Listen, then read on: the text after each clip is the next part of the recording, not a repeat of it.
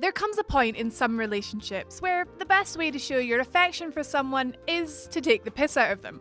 Video games have been practicing methods of making us look like idiots since the dawn of their existence. Whether it be surprising us with downright trickery, misleading us, granting us pitiful rewards, or just shamelessly embarrassing us. My name is Rachel from WhatCulture Gaming, and these are 10 times video games made you look like an idiot.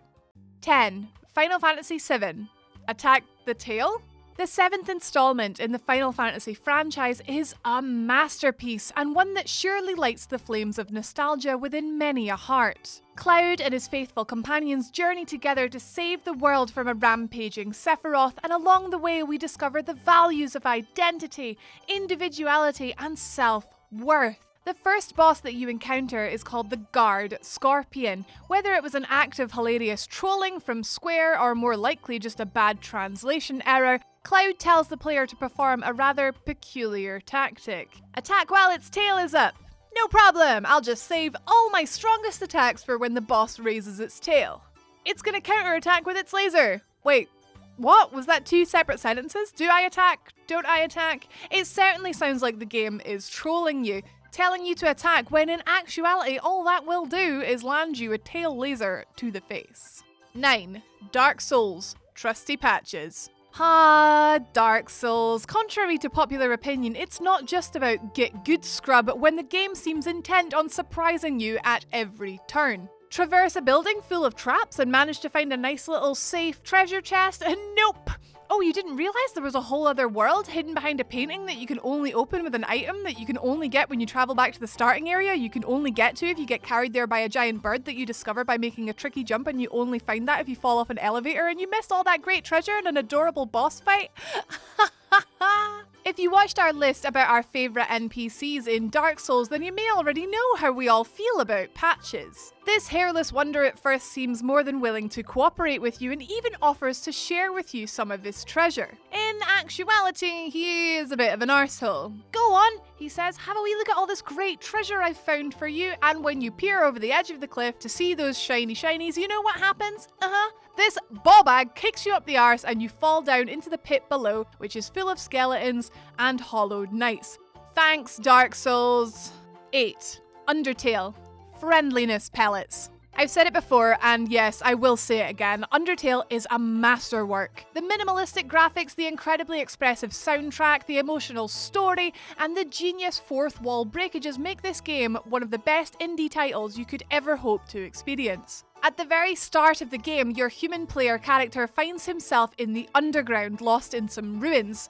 It's here that we meet Flowey, this adorable little golden flower, and, you assume, your first friend in this strange, scary new world. Flowey offers to show you the ropes and teach you how to play the game. He explains your user interface and how to level up with friendliness pellets. Flowey, those do look suspiciously like bullets, but, okay, go on then, just the one. Touching one of these friendly pellets brings you to near death and causes Flowey to reveal his true self. I'm not gullible, okay? I just trust people.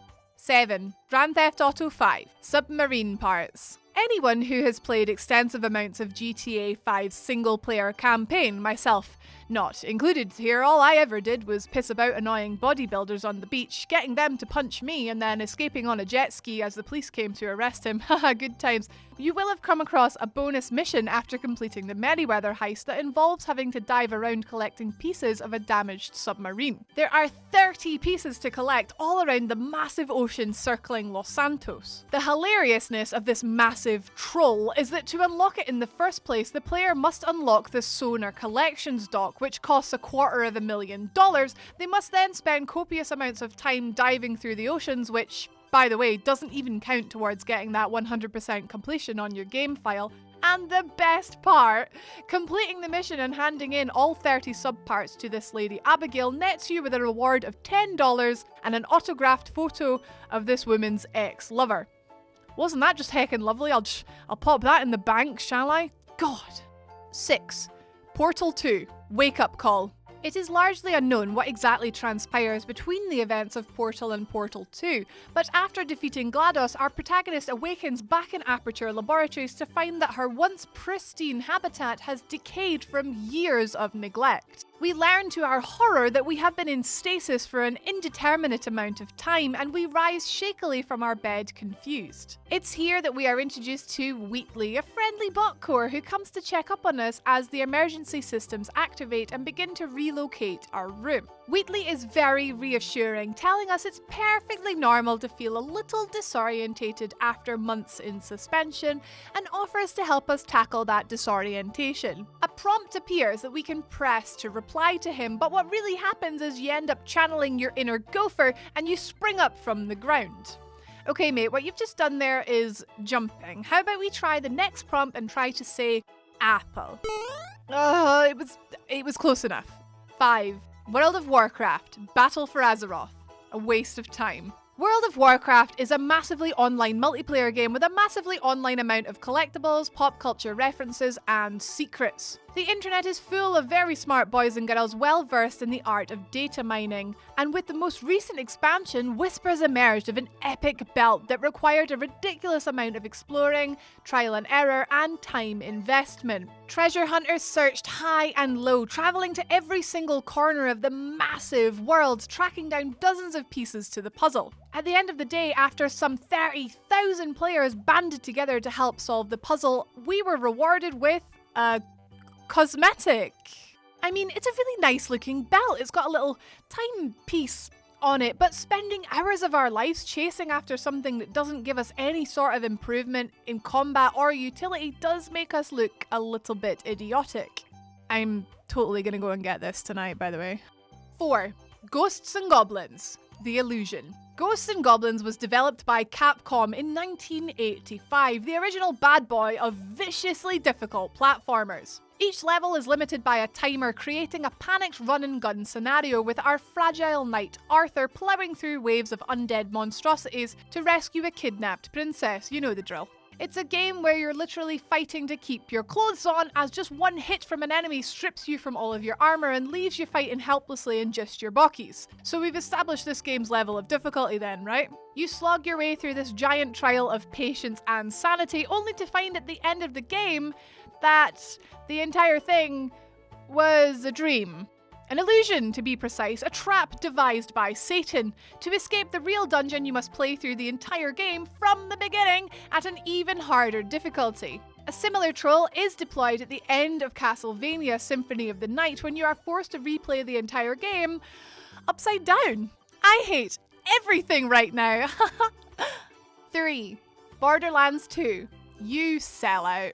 When you're dealing with Handsome Jack, you're pretty much damned if you do and damned if you don't. A Jack bounty statue on Iridium Blight gives you a mission with a pretty simple premise. He wants you to travel to Lover's Leap and jump off the platform. It's safe to assume that doing so will cause your character to die, although no one ever really dies in Borderlands, instead simply paying a reconstruction fee and popping back into existence relatively unscathed. On one hand, if we decide not to submit to peer pressure and the allure of riches, we get nothing. We're called a coward and we feel a little bit silly. On the other hand, if we do decide to jump off the cliff, then yeah, we get paid, but we sold out. We got told to jump off a bridge and we actually did it, and we are now Jack's bitch. Great.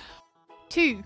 Breath of the Wild, Prized Excrement. I cannot even begin to describe the level of joy that Breath of the Wild brings. It was an entirely new take on the world of Hyrule, encouraging exploration and perfectly exhibiting the open world genre. With an entire world's worth of shrine dungeons to visit and complete, and literally hundreds of tiny collectibles in the form of Korok seeds, it certainly tickles the pickles of the completionists among us. Those of us who took the time to collect all 900 Korok seeds descended into a madness-inducing grind, turning into literal Korok hunting zombies. We closed our eyes and we could still see it. The little forest sprites, the once adorable and now haunting. Yahaha! And the reward, you may ask? Well, your reward for close to 200 hours worth of work is this: 1 golden turd.